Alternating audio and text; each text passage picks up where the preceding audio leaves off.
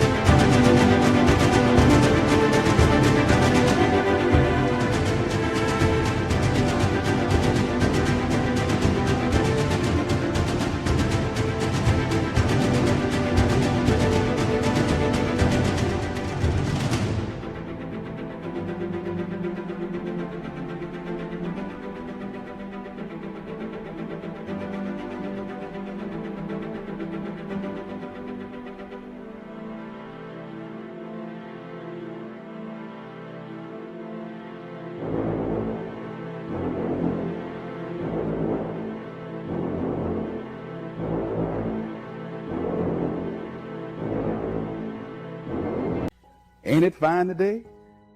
Ain't it fine today? Living in the moment, getting everything we can out of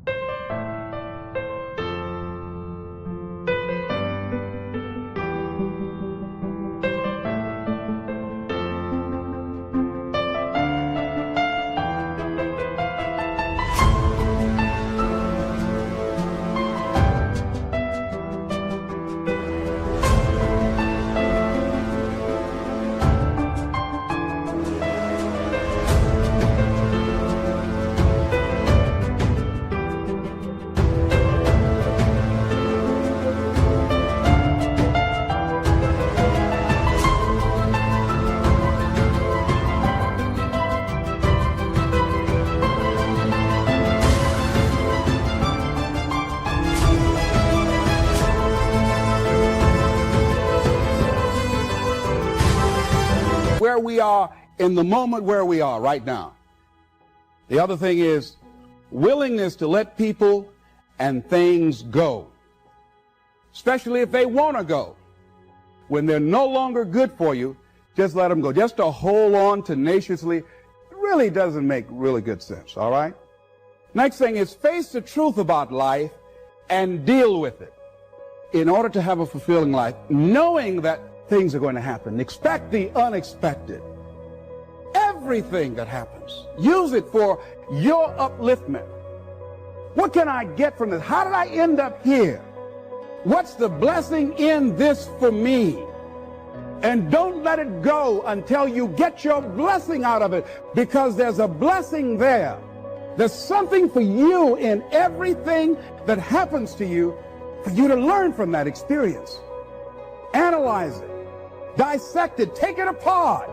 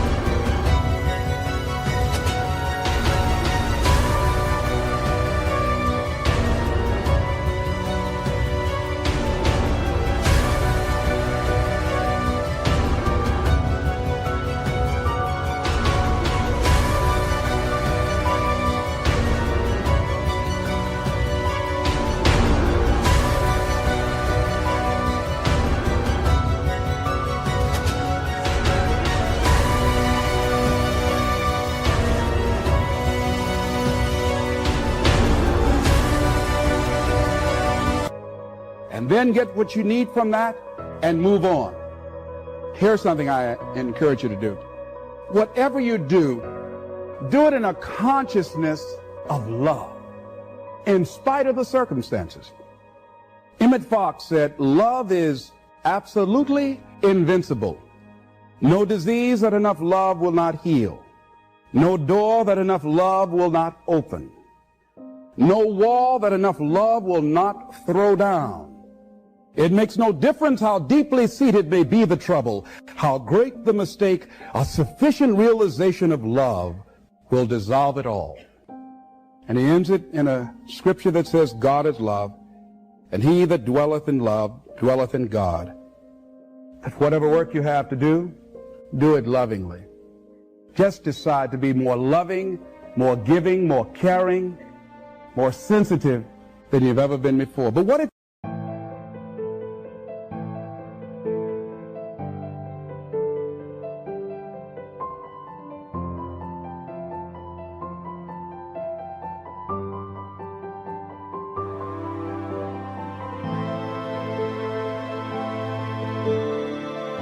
you don't get it back?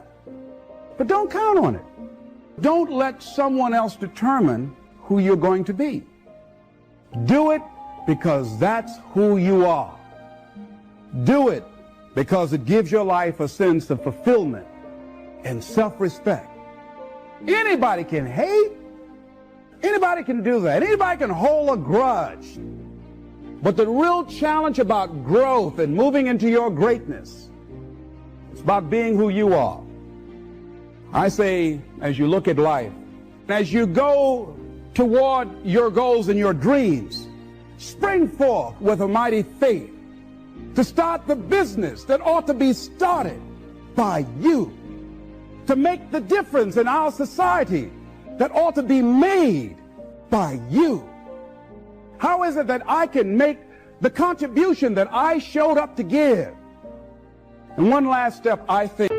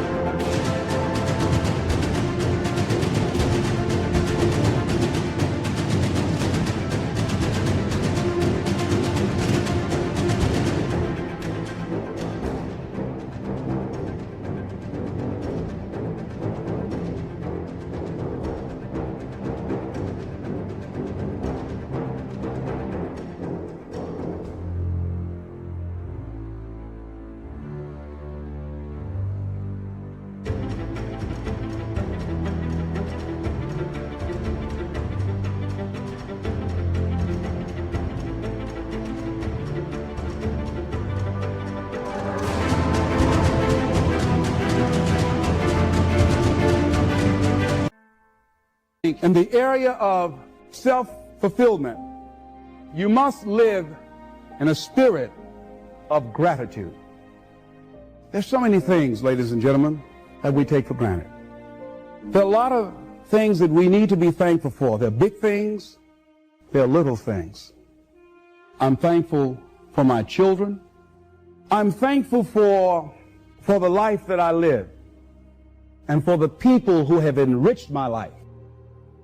You can't wait till you receive the promise. You have to thank God that the answer is on the way. Don't talk about how you feel. Say, thank you that I'm healthy. Thank you with long life you're satisfying me. In your finances, maybe you're struggling. All through the day, thank you that whatever I touch prospers and succeeds. Thank you that your favor surrounds me like a shield. When you thank God in advance for the answer. Step 1, wake up early, gonna rise with the sun. Step 2, get some good, some food in you. Step 3, think real hard about what you wanna be. Step 4, everybody just do your thing. Wake up, today's gonna be a good day. Wake up, today's gonna be a good day. Wake up, today's gonna be a good day. Wake up, today's gonna be a good day. Wake up, today's gonna be a good day. Wake up, today's gonna be a good day. Wake up, today's gonna be a good day. Wake up, today's gonna be a good day. Yo, set your affirmations, aspirations. I got shit to do, the aftermath of preparation. Good food, good mood, blood in circulation. One step at a time, yeah, that's how you make it. Set a goal you control and the steps you take them. I try to pick one thought, have some concentration. And if I make a mistake, it's called education. I try to do this every day, call it replication. Wake up, today's gonna be a good day. Wake up, today's gonna be a good day. Wake up, today's gonna be a good day. Wake up, today's gonna be a good day. Wake up, today's gonna be a good day. Wake up, today's gonna be a good day. Wake up, today's gonna be a good day. Wake up, today's gonna be a good day. So life ain't easy, yo, I think there's a reason though. Ups and downs, just like every different season, yo. Sometimes I'm high, other times I'm barely breathing, though. I always gotta fight and hide from the demons, yo. Negative thoughts are poison, they rot. Head full of flies, so here come the clouds. They'll never stop unless I can swap all the bad for the good in my head when I'm lost. Yeah, so I'ma fake it till I make it. Positive thoughts are overtaken, I got patience, one day at a time.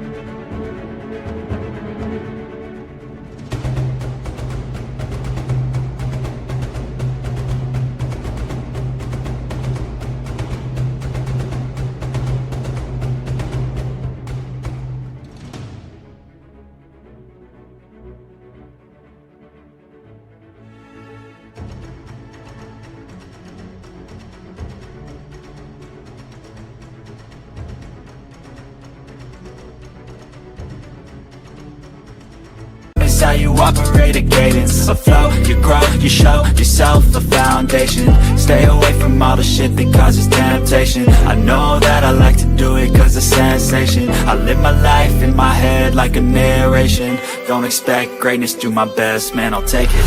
Wake up, today's gonna be a good day. Wake up, today's gonna be a good day. Wake up, today's gonna be a good day. Wake up, today's gonna be a good day. Wake up, today's gonna be a good day. Wake up, today's gonna be a good day. Wake up, today's gonna be a good day. Wake up, today's gonna be a good day. Wake up early, gonna rise with the sun. Step 2, get some good, some food in you. Step 3, think real hard about what you wanna be. Step 4, everybody just do your thing. That's what keeps you encouraged. You're not going to stay determined if you're talking about how bad it is. God, you said you wanted me to be blessed, but my business is so slow. No, switch over into praise. Business may be slow, but Lord, I want to thank you that you prosper me even in a desert. Praise makes you strong. Praise keeps you moving forward. I'll thank God after business picks up, after I see the solution. So if you don't learn this principle to thank God in advance, you won't have the strength you need to wait for the promise.